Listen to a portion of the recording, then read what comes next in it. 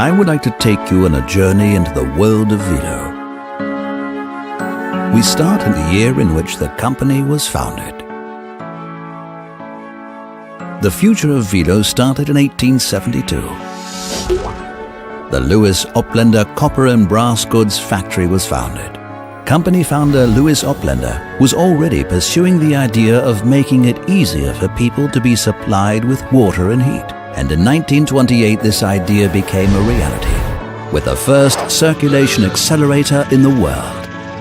Milestones have been set time and time again in the company's history, spanning more than 140 years.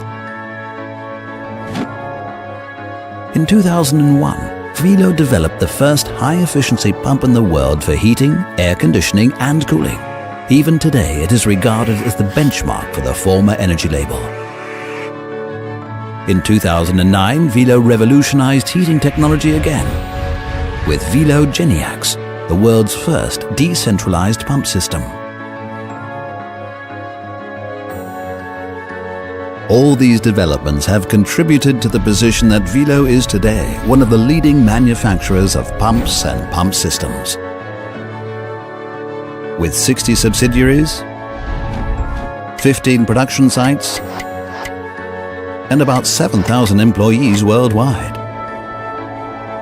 Our company's history and tradition are both an obligation and a spur. Every year, Wilo invests significant sums in research and development projects. Our goal is to continuously improve our products and to develop them further.